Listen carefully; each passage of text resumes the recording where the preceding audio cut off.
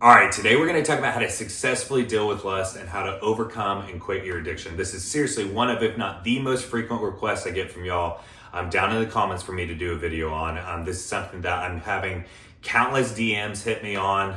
Anytime I do an Instagram Q&A, I get many questions for this. I do consultation and coaching calls on this. This is something that so many people deal with. And so today we're going to talk about both short-term and long-term strategies, how to finally get over this addiction for good. You know, there's lots of videos here on YouTube on, what causes this addiction from, dopamine, how to get over this addiction, more secular piece of advices, but we have some strategies and tools that are very native to our faith that if we employ these strategies, not only can we quickly defeat the temptation in the short term to where you don't fall into that sin, but we have long-term strategies as well that you won't even deal with this temptation moving forward. So that's what I've got for you today. I've got a short-term piece of advice that, if you ever feel this temptation rising, the next time you feel this temptation rising, if you follow this piece of advice, you won't fall back into, getting on your phone, getting on your laptop and falling back into it. But then I've got some long-term piece of advice as well that'll help you to where this isn't even something you really deal with moving forward. So the short-term piece of advice. This is a beautiful story of two Orthodox monks. There was a young monk, and he went to his elder and said that basically his passion and his lust had gotten to the point that he had to go ahead and scratch that itch. And so the elder said, okay, let's go to a brothel, and he took 2 coins. And so they get to the brothel, and the elder monk first goes in, and he goes to the prostitute, and he says, okay, before the young monk and you do anything, you have to follow these rules. And so the elder monk comes back out of the brothel. The young monk goes into the brothel, and the prostitute says, "Okay, before we get started, before we do anything, we even have rules here in the brothel. Before we do anything, we need to do 50 prostrations." So they start doing the prostrations, and they get about 20 to 30 prostrations in. And the young monk runs out of the brothel and says, "I can't worship God before I sin."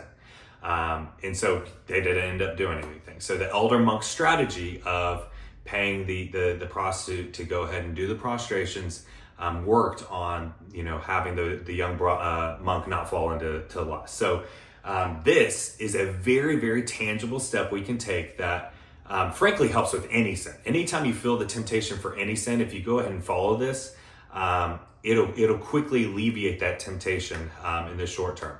And it's especially helpful with lust. So anytime you feel that temptation rising, if you're scrolling social media and you start getting triggered, you start having those lustful thoughts build, because it starts usually pretty slow. It starts with one thought, or you see one image, and then if you start thinking about more and more and more, but after a few minutes, now that temptation, that passion's really built up in you to where you want to really go ahead and scratch that itch. So, anytime you feel the temptation rising, go ahead and start doing prostrations before God. I'm telling you, you won't be that many prostrations in, worshiping God, that, you're not going to be able to fall into this temptation. That temptation will be gone.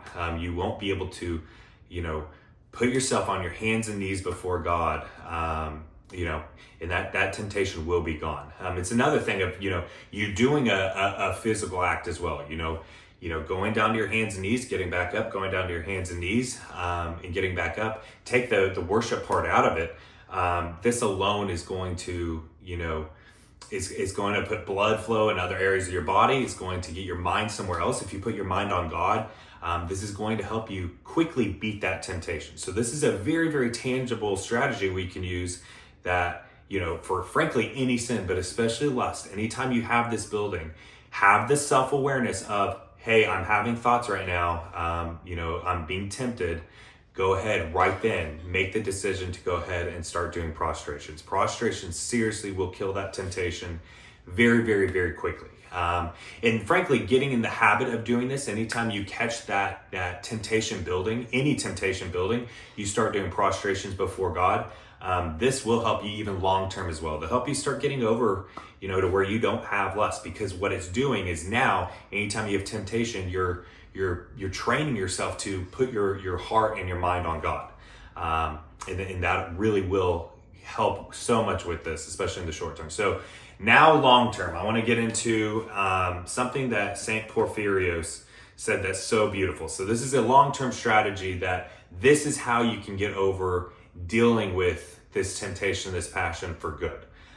So St. Porphyrios talked about the garden of the soul. So when the garden of your soul is full of thistles, which is passions, do not try to uproot them. For as long as you concern yourself with them, you will always end up being injured and infected by germs. Concentrate all your energy on the flowers of your soul, water them, and then the thistles will wither themselves.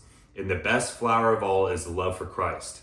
If you water this and it grows, all the thistles will die off. So the way to think about this is, I think so many people when they're dealing with temptations, when they're dealing with sins, is they concentrate so hard on not falling back into that sin. But what they're doing is they're concentrating on that sin by, them trying to fight the sin so hard. They're having their mind's eye so much on beating that sin, so that sin is in the forefront of their mind.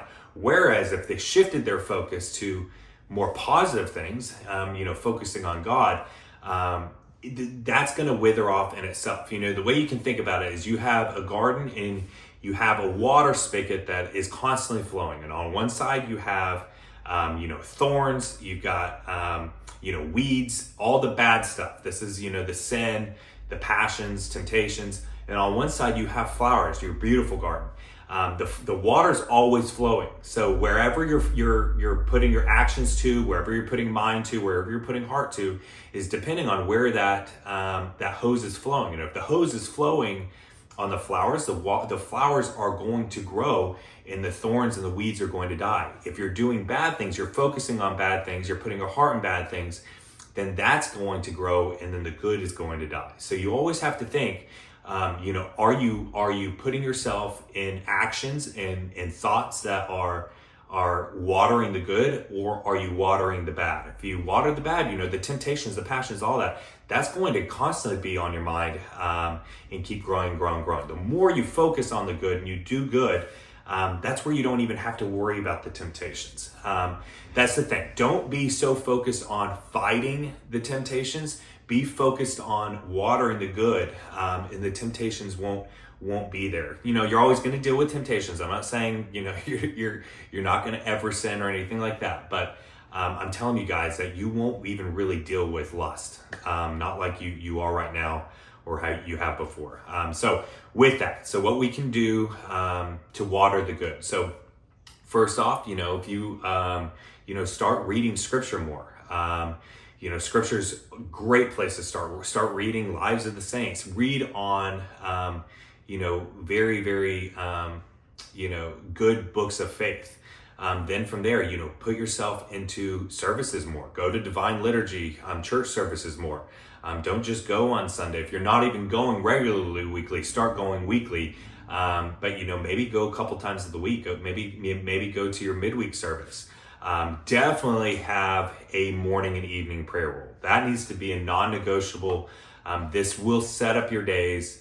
I'm telling you that if you're someone who misses your morning prayers, don't beat yourself up, but start implementing that, because this truly will add a level of protection to your day, but then it'll also keep you focused on God. So have a morning and evening prayer rule that you stick to.